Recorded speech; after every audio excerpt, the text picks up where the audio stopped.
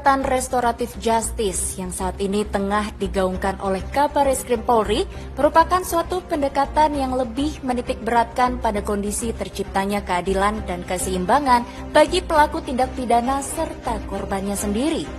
Melalui mekanisme tata cara dan peradilan pidana yang berfokus pada pemidanaan, diubah menjadi proses dialog dan mediasi untuk menciptakan kesepakatan atas penyelesaian perkara pidana yang lebih adil dan seimbang bagi pihak korban dan pelaku.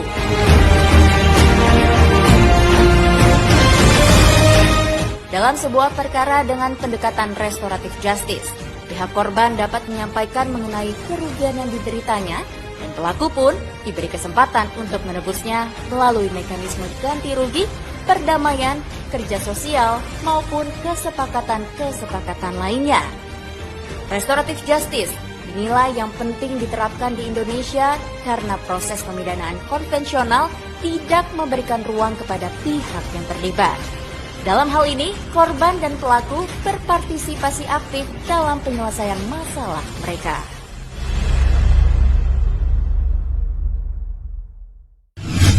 Kapolri Jenderal Listio Sigit Prabowo berulang kali memerintahkan agar menerapkan restoratif justice atau keadilan restoratif dalam penanganan perkara oleh anggota Polri. Kapolri juga menerbitkan surat edaran pada tanggal 19 Februari 2021 yang salah satu isinya memerintahkan penyidik untuk memiliki prinsip bahwa hukum pidana merupakan upaya terakhir dalam penegakan hukum dan mengedepankan restoratif justice dalam penyelesaian perkara. Apa benar pendekatan ini menjadi solusi dan menggeser terhadap sistem peradilan pidana di Indonesia saat ini yang mengarah pada tujuan retributif? Selengkapnya dalam Bintang Bicara. Sudah bersama dengan saya Komjen Pol Dr. Andes Agus Andrianto, SHMH, selaku Kabareskrim Polri. Halo Pak Agus, apa kabar Pak? Sehat Pak? Alhamdulillah. Pak, bagaimana Pak keadaan Bapak, kegiatan Bapak ini di tengah pandemi? Seluruh jajaran kepolisian di bawah kepemimpinan Jenderal Polisi Dr. Andes Listio Sigit Prabowo tentunya diarahkan kepada dukungan kepada pemerintah untuk melakukan penanganan dampak kesehatan daripada penyebaran virus corona ini. Di samping itu juga melakukan berbagai upaya mendukung pemerintah dalam rangka untuk memulihkan ekonomi nasional, termasuk ketersediaan pangan, investasi, kemudian TPPO, kasus mafia tanah dan lain sebagainya. Ini tetap menjadi bagian daripada tugas Polri, di mana sesuai dengan amanat Undang-Undang Nomor 2 Tahun 2002, kita tugasnya adalah memelihara stabilitas Kamtimas, melindungi, mengayomi, dan melayani masyarakat, penegakan hukum sebagai upaya yang terakhir. Ini tentunya kita laksanakan dengan gas remnya harus tepat, sehingga syukur alhamdulillah sampai dengan saat ini situasi Kamtimas di seluruh wilayah secara umum terkendali.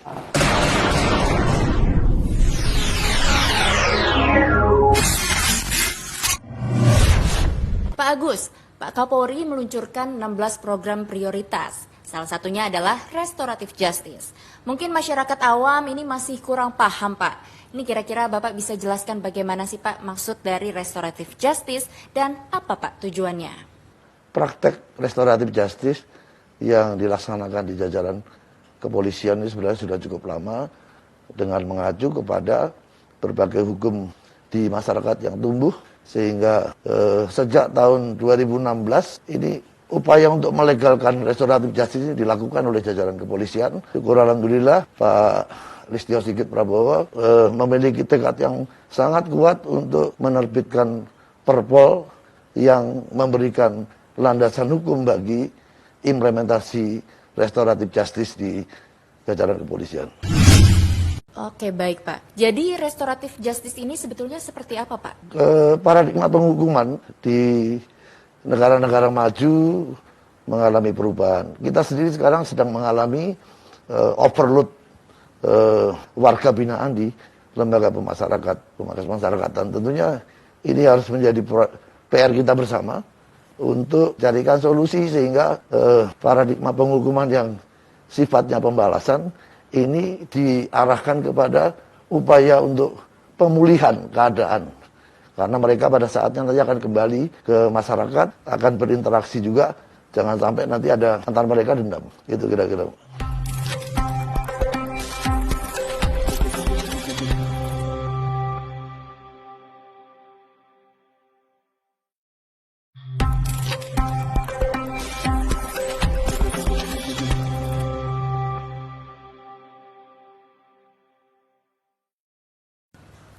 Sejauh ini dalam penerapan restoratif justice, sudah seberapa sering sih Pak untuk dilakukan di Indonesia?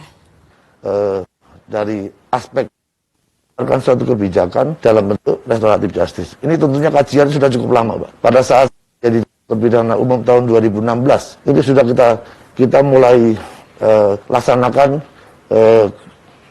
penelitian dan lain sebagainya sampai dengan FGD. Sudah sempat begitu, kemudian karena dalam pelaksanaannya praktek-praktek seperti ini sudah dilaksanakan, Pak. Pada saat tersangka dan korban ini sudah sepakat berdamai, kemudian mereka mencabut, dipanggil mereka tidak mau datang, perkara ini jadi gantung, Pak. Sehingga ini menjadi bahan pemikiran kita. Di samping kita juga pengen anggota yang melaksanakan itu tidak menjadi korban atas belum adanya aturan yang memberikan landasan hukum bagi penerapan restoratif justice.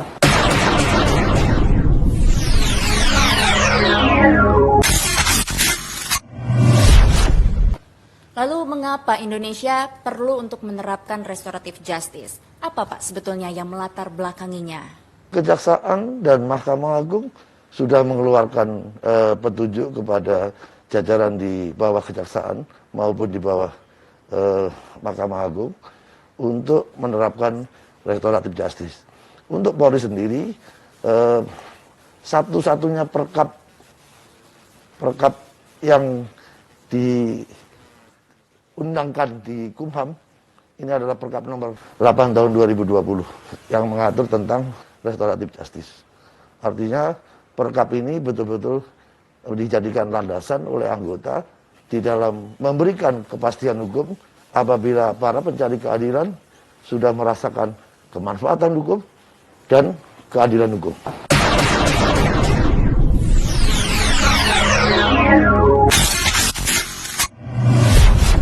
Perkara hukum apa saja sih Pak yang menjadi fokus penerapan restoratif justice? Bisakah diterapkan bagi perkara SARA dan radikalisme? Sejauh ini di dalam perkap sudah dituangkan secara jelas perkara yang mana yang boleh dilakukan restoratif justice dan perkara mana yang tidak boleh. Jadi kepada para anggota nggak mungkin juga kalau kasus-kasus pembunuhan, misalnya perampokan, terorisme kemudian dilakukan restoratif justice. Tapi intinya adalah bagaimana penerapan restoratif justice adalah upaya untuk memulihkan hubungan antara pelaku dengan korban, pelaku dengan keluarga korban, korban dengan keluarga pelaku, sehingga mereka pada saat diterapkan restoratif justice, hubungan mereka akan kembali pulih seperti semula.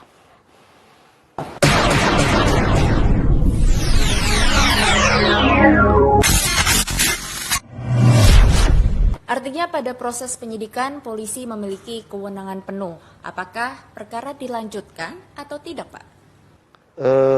Hal ini sepenuhnya menjadi hak daripada para pihak yang berperkara. Karena apabila mereka sudah merasakan kembali, saya sampaikan bahwa kuncinya adalah apakah para pihak yang sedang berperkara ini merasakan bahwa hukum yang dibuat ini ada manfaatnya bagi mereka. Yang kedua, dia merasakan bahwa kesepakatan yang diperoleh dalam perdamaian yang melibatkan semua pihak misalnya, ini apabila dia sudah merasakan keadilan, kemudian dia mencabut laporannya, kan dengan sendirinya alat buktinya dicabut, keterangannya dicabut, kan menjadi tidak cukup bukti.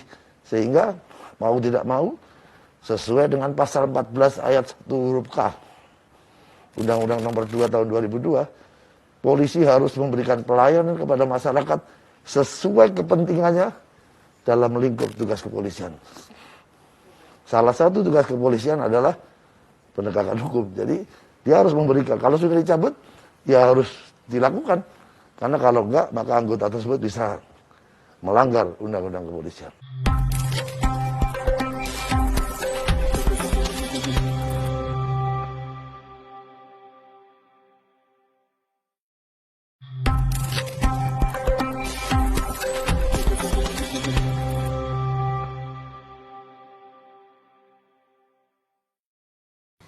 Apakah untuk menciptakan keteraturan dan keamanan?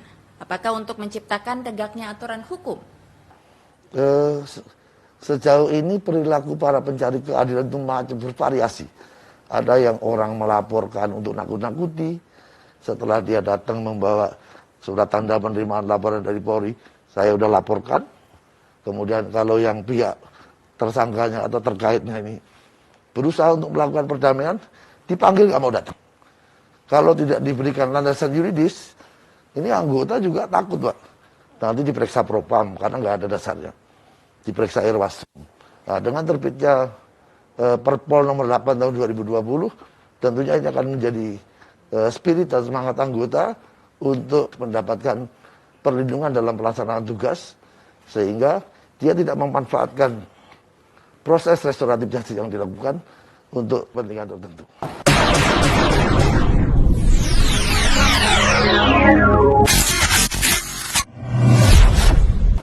Berikutnya Pak, apa yang ingin Bapak sampaikan kepada masyarakat umum jika mereka sedang dalam perkara? Polri tidak dalam kapasitas untuk mengarahkan mereka untuk menempuh jalur restoratif justice.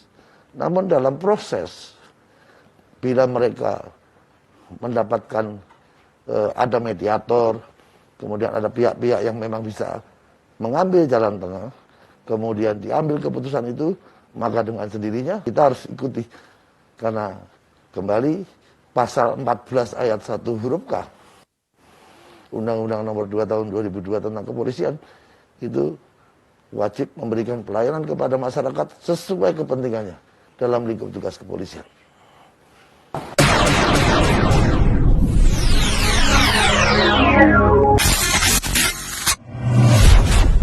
Nah, terakhir sebagai penutup nih Pak, apa harapan Bapak untuk masyarakat yang bisa Bapak sampaikan?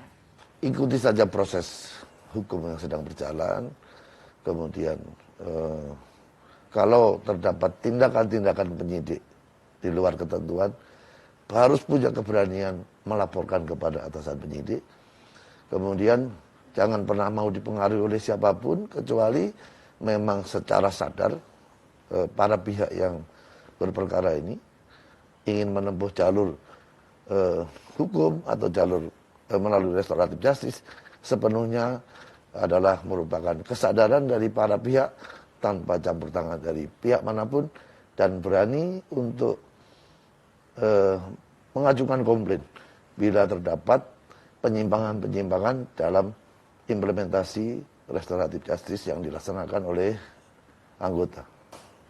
Semua negara sekarang sedang menghadapi pandemi COVID, tentunya upaya yang dilakukan oleh pemerintah, tentunya didukung oleh seluruh stakeholder termasuk TNI Polri, adalah dalam rangka untuk melakukan percepatan penanganan pandemi COVID-19, termasuk upaya untuk pemulihan ekonomi nasional.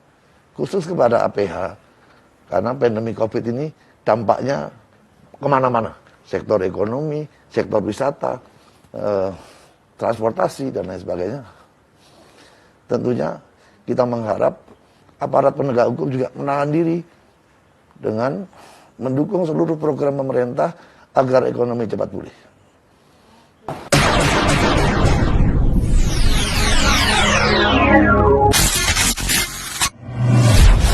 Baik, terima kasih Pak Agus atas waktu dan jawabannya. Semoga perbincangan kita pada hari ini bisa mencerahkan masyarakat, khususnya mengenai restoratif justice ya Pak. Demikian bincang singkat saya bersama dengan Komjen Pol Dr. Andes Agus Andrianto, SHMH, selaku Kabar Reskrim Polri. Sebagian masyarakat merasa hukum tajam ke bawah, namun tumpul ke atas. Restoratif justice menjadi sebuah solusi dalam mengedepankan penegakan hukum yang berkeadilan di Indonesia. Saya Yohana Gabriela. Salam presisi.